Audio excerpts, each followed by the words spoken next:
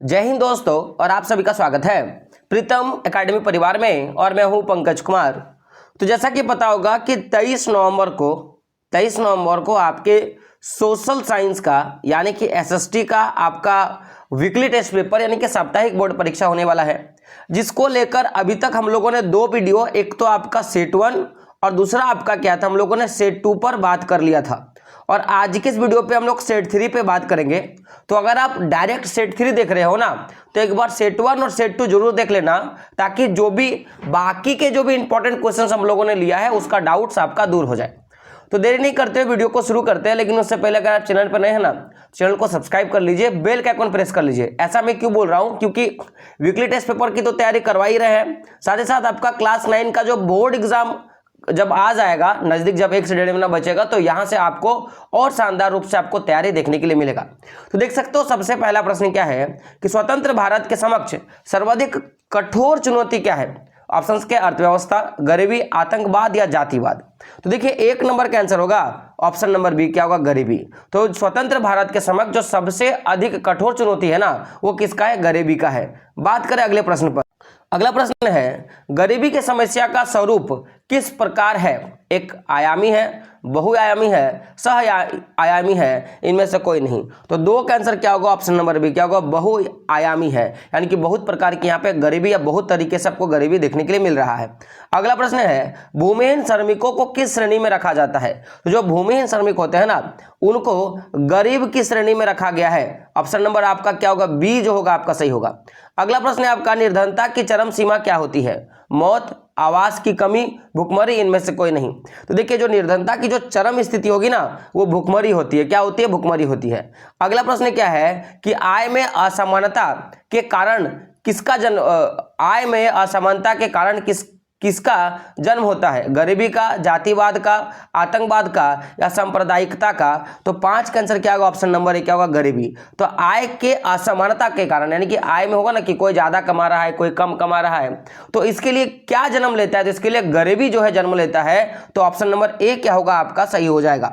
चलिए बात करते हैं अगले प्रश्न पर। तो आपका 6 नंबर का प्रश्न है कि राष्ट्रीय ग्रामीण रोजगार गारंटी योजना कब लागू हुआ था? तो ये आपको पता होगा कि ये 2005 में लागू हुआ था। तो ऑप्शन नंबर बी क्या होगा? सही होगा। और इसके तहत अगर काम नहीं मिलता है ना, तो 100 दिन का रोजगार भत्ता भी आपको दिया जाता है, और आपको ये साल में जो है आपको काम देने का वादा करता है कि साल में लगभग 100 दिन जो है आपको काम देगा। अगला प्रश्न क्या है 7 नंबर का कि काम के बदले अनाज की योजना को 2004 तक कितने जिलों में लागू किया जा चुका था? तो काम के बदले अनाज का जो योजना है वो कितने जिलों तक? तो मैं बात करूंगा तो 150 जिलों तक जो है लागू कर चुका था। तो ऑप्शन नंबर बी क्या होगा आपका? सही होगा। चलिए अगले बात करते हैं। अगला है आपका, प्रधानमंत्री रोजगार योजना कब शुरू हुआ? तो प्रधानमंत्री रोजगार योजना जो है वो 1993 में, कब की घटना है? 1993 में जो शुरू हुआ था। तो ऑप्शन नंबर ए क्या होगा आपका? सही होगा। अगला प्रश्न है आपका कि ग्रामीण रोजगार सृजन कार्यक्रम का आरंभ कब हुआ था? देखिए, क्या ग्रामीण रोजगार सृजन कार्यक्रम का आरंभ कब हुआ था? तो ये 1995 को हुआ था। कब हुआ था? 1995 आपका कब हुआ था? तो 1995 को हुआ था। ठीक है, तो ऑप्शन नंबर ए क्या होगा आपका? सही होगा। चलिए आगे बढ़ते हैं। और 10 नंबर का प्रश्न क्या है आपका, जो बड़ा अच्छा प्रश्न है कि स्वर्ण जयंती ग्राम स्वरोजगार योजना का आरंभ कब हुआ था? तो स्वर्ण जयंती ग्राम स्वरोजगार का जो योजना का जो आरंभ है वो 1999 में हुआ था। कब हुआ था? 1999 में, यानी कि ऑप्शन नंबर ए आपका क्या होगा? सही हो जाएगा। चलिए आगे बढ़ते हैं। अगला प्रश्न है आपका 11 नंबर का कि प्रधानमंत्री ग्रामोदय योजना कब लागू हुआ? तो प्रधानमंत्री ग्रामोदय योजना जो है वो सन 2000 ईस्वी में, कब का घटना है? सन 2000 का घटना है। तो ऑप्शन नंबर ए क्या होगा आपका? सही होगा। अगला प्रश्न है कि ग्रामीण समाज के विकास के लिए कौन सी योजना लागू की गई है? तो ऑप्शंस क्या आपका? स्वर्ण जयंती ग्राम स्वरोजगार योजना, प्रधानमंत्री ग्रामोदय योजना, ग्रामीण रोजगार सृजन योजना, यानी कि ऑप्शन नंबर आपका क्या होगा? डी जो होगा आपका सही हो जाएगा। ऑप्शन नंबर डी क्या होगा आपका? सही हो जाएगा। थोड़ा बात कर लेते हैं, जैसे कि आपको पता होगा कि जैसे यहाँ पे 3 और 3 है। एक तो क्या है कि स्वर्ण जयंती ग्राम स्वरोजगार योजना। तो देखिए, ये जो आपका है ना, इसकी शुरुआत 1999 में की गई थी। अभी हम लोगों ने ऊपर में इसका आंसर देखा था।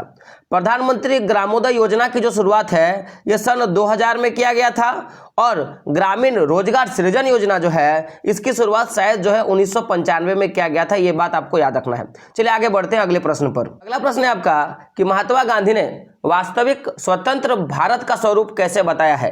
देखिए महात्मा गांधी का बोलना है कि जो वास्तविक स्वतंत्र भारत है ना उसका स्वरूप कैसा है, तो लोकतांत्रिक, प्रजातांत्रिक, गरीबी मुक्त भारत, इनमें से कोई नहीं। तो 13 का आंसर क्या हो जाएगा आपका ऑप्शन नंबर सी, गरीबी मुक्त भारत के बारे में बताया था।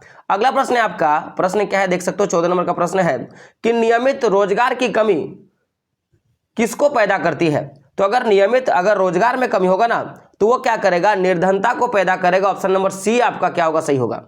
अगला प्रश्न है आपका कि निर्धनता रेखा से नीचे के लोगों को कौन सा कार्ड दिया जाता है। तो जो निर्धनता रेखा के नीचे के जो लोग होते हैं ना उनको पीडीएफ कार्ड, क्या होता है, पीडीएफ कार्ड दिया जाता है। ऑप्शन नंबर बी आपका सही होगा। इसे लाल कार्ड हम लोग बोलते हैं ना, तो पीडीएस कार्ड दिया जाता है, ठीक है ना। कौन सा कार्ड, तो पीडीएस कार्ड आपको दिया जाता है, जिसको हम लोग लाल कार्ड हम लोग बोलते हैं, ठीक है। अगला प्रश्न है आपका कि पीडीएस कार्ड को साधारण भाषा में किस नाम से आपका जाना जाता है। तो पीडीएस कार्ड जो है ना इसको पीला कार्ड, लाल कार्ड, हरा कार्ड, ब्लू कार्ड होता है ना, तो जो निर्धनता रेखा से नीचे होगा उसको क्या बोलेंगे, पीडीएस कार्ड, जिसको बोलेंगे पीला कार्ड। ऑप्शन नंबर सी क्या होगा आपका, सही होगा। अगला प्रश्न है आपका कि निर्धनता को सामान्यतः कौन से सूचक में मापा जाता है। तो देखिए निर्धनता को मापने का जो सूचक होता है ना वो आपका क्या होता है, आय। क्या है आपका, आय। क्या हो जाएगा आपका, आय के सूचक से मापा जाता है। तो ऑप्शन नंबर आपका क्या होगा, सी जो होगा, सही होगा। अगला प्रश्न है कि समान अवसरों से अपवर्जित भी किसको आमंत्रित करता है। अगर समान अवसर नहीं मिलता है किसी को तो वो आपको क्या चीजें दिखाएगा, तो आतंकवाद, निर्धनता, जातिवाद, इनमें से कोई नहीं। तो 18 का आंसर क्या होगा, ऑप्शन नंबर बी। ये भी क्या करेगा, आपको गरीबी दिखाएगा कि अगर हर क्षेत्र में अगर सबको बराबर अधिकार नहीं मिलेगा तो ये गरीबी ही आपको दिखाएगा। अगला प्रश्न है निर्धनता के आकलन के लिए सरकार द्वारा कौन सी रेखा निर्धारित की गई। तो निर्धनता रेखा, निर्धनता लकीर, ए और बी दोनों, इनमें से कोई नहीं। तो 19 का आंसर क्या होगा, ऑप्शन नंबर ए, इसको क्या बोलेंगे, निर्धनता रेखा। तो निर्धनता, गरीबी को आंकने के लिए सरकार ने एक मापदंड तैयार किया जिसे क्या बोला गया, निर्धनता रेखा कहा गया है। 20 नंबर का आंसर क्या होगा, देख सकते हो, निर्धनता रेखा के अनुसार किसे गरीब माना जाता है। देखिए निर्धनता रेखा जो मापक है ना इसके हिसाब से गरीब कौन है, तो बोला आवाज से ग्रस्त, वालिसिता से ग्रस्त, मूल आवश्यकताओं से ग्रस्त, इनमें से कोई नहीं। देखिए 20 का आंसर क्या होगा, ऑप्शन नंबर सी। ऐसे लोग जिनको जो भी मूल आवश्यकता है, जो जरूरत की चीजें हैं, अगर वो भी नहीं मिल रहा है ना तो उनको क्या बोलेंगे हम लोग, ग्रस्त बोलेंगे। वही लोग क्या है आपके निर्धन है, वही लोग निर्धनता रेखा के अंतर्गत आते हैं। अगला प्रश्न है कि अमेरिका में किस व्यक्ति को गरीब माना जाता है। तो अमेरिका में ऐसे लोग जिनके पास कार नहीं है ना उन्हें गरीब माना गया। तो ऑप्शन नंबर सी आपका क्या होगा, सही हो जाएगा। अगला प्रश्न है कि भारत में कार रखना किस शौक माना जाता है, किसका शौक माना जाता है, तो गरीबों का, नौकरी पेशों का, अमीरों का। तो 22 का आंसर क्या होगा, ऑप्शन नंबर सी क्या होगा, गरीब अमीरों का। तो भारत में अगर कार कोई रख रहा है तो उसको क्या बोलेंगे कि वो अमीरों का शौक है। अगला प्रश्न है कि खाद्य आवश्यकताओं की कमी को किससे मापते हैं। देखिए खाद्य आवश्यकताओं की कमी जो है ना वो किससे मापते हैं। देखिए ऑप्शन क्या है, किलोरी, मीटर, वजन या लीटर। तो किलो, कैलोरी से। किससे मापते हैं, कैलोरी से। ऑप्शन नंबर ए क्या होगा आपका, सही होगा।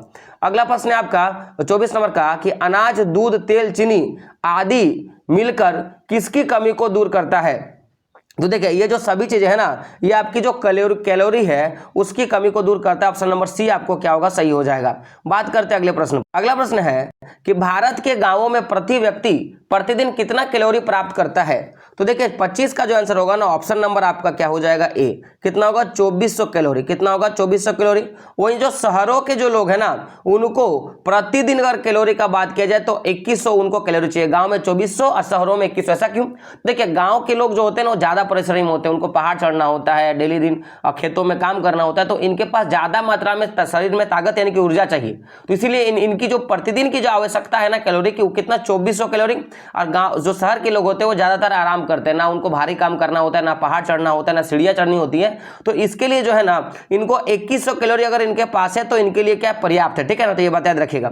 अगला प्रश्न 27 नंबर का अगर मैं प्रश्न का बात करूं, कितना 27 नंबर का मैं बात कर रहा हूं, तो 27 का आपका प्रश्न क्या है कि किस क्षेत्र में रहने वाले अधिक श्रम करते हैं। तो आपको पता होगा जो लोग ग्रामीण क्षेत्र में रहेंगे ना उनको ज्यादा परिश्रम करना होगा। तो ऑप्शन नंबर ए क्या होगा आपका, सही होगा। अगला प्रश्न है गरीबी रेखा का नया निर्धारण कब किया गया? गरीबी रेखा का नया निर्धारण कब किया गया? तो सन 2000 ईस्वी में। कितना में? सन 2000 में किया गया। ऑप्शन नंबर आपका क्या होगा? सी जो होगा आपका सही होगा। अगला प्रश्न है आपका कि गरीबी रेखा का निर्धारण ग्रामीण क्षेत्रों में कितना किया गया? कि अगर कोई व्यक्ति ग्रामीण क्षेत्र में है और अगर वो गरीब है, गरीबी रेखा में आता है, तो वो कितना कमा सकता है? तो 300 रुपया प्रति व्यक्ति, 328 रुपया प्रति व्यक्ति, 448 रुपया प्रति व्यक्ति और क्या है 356 रुपया प्रति व्यक्ति। तो देखिए इसका आंसर क्या होगा? 328 रुपया प्रति व्यक्ति। अगर कोई व्यक्ति 328 रुपया प्रतिदिन के हिसाब से कमा रहा है ना, तो वो गरीबी रेखा के क्षेत्र में आता है। तो ऑप्शन नंबर आपका बी क्या होगा? आपका सही होगा। अगला प्रश्न है, अगर वो शहरी क्षेत्र में है तो निर्धनता रेखा का निर्धारण शहरी क्षेत्रों में कितना किया गया है? तो आपका आंसर क्या होगा? 454 रुपया प्रति व्यक्ति। ऑप्शन नंबर ए क्या होगा? आपका सही हो जाएगा। चलिए आगे बढ़ते हैं। अगला प्रश्न है आपका कि 5 सदस्यों का परिवार ग्रामीण यदि प्रतिमाह 1640 रुपया से कम कमाता है तो उसे क्या बोलेंगे? तो देखो अभी हम लोगों ने क्या देखा कि एक परिवार है ग्रामीण क्षेत्र में, तो हर एक व्यक्ति अगर 328 रुपया से नीचे अगर कमा रहा है या 328 रुपया कमा रहा है, तो वो क्या होगा कि वो गरीबी रेखा के अंतर्गत है। अगर उससे अगर ज्यादा कमाएगा तो नहीं होगा। तो देखो यहाँ पे अगर देखा जाए तो कितना है? 1640 है। तो 1640 कितना है आपका? 5 का। तो 5 से हम लोग भागा लगा देंगे। तो अगर 5 से भागा लाएंगे तो देखो देखिए क्या होगा। अगर हम लोग 5 से भागा लगा रहे हैं ना, तो देखिए क्या हो रहा है।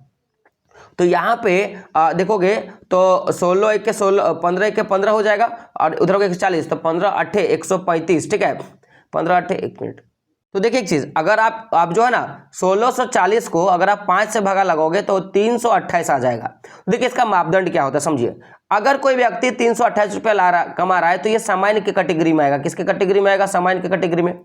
अगर 328 रुपया से कम कमा रहा है तो ये गरीबी रेखा के नीचे आएगा। ठीक है, और इसको PFD कार्ड इसको बन जाएगा, पीला कार्ड बन जाएगा। और जो इससे ऊपर कमाएगा इसको हम लोग अमीर के अंतर्गत रखते हैं। तो अगर आप देखोगे ना कि अगर 5 सदस्यों वाला परिवार है और अगर वो प्रति माह अगर 1640 रुपया अगर आपका कमा रहा है तो आप 5 से भागा लगा दोगे। जब 5 से भागा लगा दोगे तो 328 रुपया आपका आ जाएगा। यानी कि ये बीच वाला है, क्योंकि 328 वाला क्या होते हैं? आपके सामान्य लोग होते हैं, और इससे कम वाले क्या होते हैं? आपके गरीब होते हैं, और इससे ऊपर वाले आपके क्या होते हैं? अमीर होते हैं। तो ये किस में आएगा? आपका सामान्य में आएगा। ऑप्शन नंबर सी आपका क्या होगा? करेक्ट हो जाएगा। आगे बढ़ते हैं। अगला प्रश्न है आपका कि 5 सदस्यों का परिवार अगर शहर में है तो किसके अंतर्गत आएगा? अगर वो कितना कमा रहा है? अगर 2270 रुपया आपको काम करता है, तो देखिए 2270 को आपको क्या करना है? 5 से भगा लगा देना है। और देखिए जो अगर शहरी क्षेत्र में है ना, तो उसको कितना चाहिए? 454 रुपया उसको प्रति व्यक्ति के हिसाब से उसको चाहिए होता है जो कमा रहा होगा। तो अगर 2270 को भागा लगाएं 5 से, तो देखिए अगर 2270 को भागा लगाएंगे ना, अगर 2270 को अगर हम लोग 5 से भागा लगाएंगे तो कितना आएगा? 400 आपका 54 रुपया आता है। यानी कि ये भी देखो, अगर 454 रुपया तक कोई कमा रहा है तो इसको सामान्य बोलते हैं। इससे अगर कम कमा रहा होगा तो इसको गरीब बोलेंगे। इससे अधिक कमा रहा होगा तो अमीर बोलेंगे। तो ये किस में आ जाएगा? आपका सामान्य में आ जाएगा। ऑप्शन नंबर सी आपका क्या होगा? सही होगा। चलिए अगले प्रश्न में बात करेंगे। तो निर्धनता रेखा का नए सिरे से निर्धारण सामान्यतः कितने वर्षों के बाद किया जाता है? तो आपका आंसर क्या हो जाएगा? ऑप्शन नंबर बी 5 वर्षों के बाद जो है इसका नए सिरे से जो है बात किया जाता है कि कितना क्या क्या बदलाव हम लोग कर सकते हैं। अगला प्रश्न है, निर्धनता रेखा का निर्धारण किसके सर्वे द्वारा किया जाता है? तो अगर 34 का आंसर क्या हो जाएगा? ऑप्शन नंबर 1 राष्ट्रीय प्रतिदर्श सर्वेक्षण संगठन के द्वारा किया जाता है। तो ऑप्शन नंबर ए आपका क्या होगा? सही हो जाएगा। अगला प्रश्न आपका देख सकते हो, प्रश्न क्या है कि NSSO का पूर्ण रूप क्या है? NSSO का अगर मैं पूर्ण रूप का बात करूं ना, तो ये क्या होगा? राष्ट्रीय प्रतिदर्श सर्वेक्षण संगठन, NSSO बोलेंगे। ठीक है ना? तो ऑप्शन नंबर सी आपका क्या होगा? सही हो जाएगा। अगला प्रश्न है कि 33 वर्षीय रामचरण कहाँ रहता है? 33 वर्षीय रामशरण कहाँ रहता है? तो देखिए 36 का अगर आप पाठ को पढ़ोगे तो आपको पता होगा ये रांची में रहता है। ऑप्शन नंबर ए क्या होगा? आपका सही होगा। अगला प्रश्न आपका, प्रश्न क्या आपका देख सकते हो, लखा सिंह की कहानी इनमें से किस प्रकार का उदाहरण है? तो अगर लखा सिंह का कहानी बात किया जाए ना, तो ये अमीर किसका था? आपका देखिए 37 का आंसर क्या हो जाएगा? आपका ऑप्शन नंबर डी ग्रामीण ग्रामीण निर्धनता का। तो लखा सिंह का जो कहानी था किसका था? ग्रामीण निर्धनता का था। अब अगला प्रश्न था कि रामशरण एक महीने में कितना कमाता है? तो आपने पढ़ा होगा पार्ट में, तो ऑप्शन नंबर बी होगा, कितना एक महीने में वो 1500 रुपया आपका कमा लेता है। अगला प्रश्न है विश्व का सबसे धनी देश कौन सा है? तो विश्व का सबसे धनी देश क्या होगा आपका? अमेरिका। देखो ऑप्शन में श्रीलंका, अमेरिका, ऑस्ट्रेलिया और भारत है, तो क्या होगा? अमेरिका हो जाएगा। अगला प्रश्न है विश्व का सबसे निर्धन देश कौन सा है? निर्धनों विश्व में किस देश में सर्वाधिक निर्धनों की संख्या? तो निर्धन देश का बात किया है ना, तो 40 का क्या होगा? ऑप्शन नंबर डी क्या होगा? नाइजीरिया। क्या हो जाएगा? नाइजीरिया। अगला प्रश्न है विश्व बैंक द्वारा गरीबी मापन की मुद्रा क्या है? वो कैसे नापता है? तो देखिए 41 का आपका आंसर क्या होगा? Option number A dollar. तो डॉलर के हिसाब से जो है, अगर जिस देश का डॉलर का मान जितना अधिक होगा वो उतना अमीर होगा, जितना कम होगा उतना वो गरीब होता है। अगला प्रश्न है 42 नंबर का कि 1973 में भारत में निर्धनता का प्रतिशत कितना था? तो 42 का आंसर क्या होगा? Option number 1 55%। कितना था आपका? 55% जो था आपका निर्धनता था। अगला प्रश्न है 1993 में भारत में निर्धनता का प्रतिशत कितना था? तो 1993 में अगर बात की जाए तो ऑप्शन नंबर ए कितना होगा? 36%। कितना होगा? 36। तो 1973 में 55 और इधर कितना होगा आपका? 36%। देखिए कितना बड़ा। अगर साल 2000 में बात किया जाए तो साल 2000 में भारत में निर्धनता का प्रतिशत कितना था? तो क्या होगा आपका? 26%। देखिए कितना घटा है ना, 26%। और 2000 जब अगला प्रश्न है कि 2001 की जनगणना के अनुसार भारत में लगभग कितने लोग गरीब थे? तो 45 का आंसर क्या होगा? ऑप्शन नंबर सी 26 करोड़ लोगों को गरीब माना गया है, याद रखिएगा।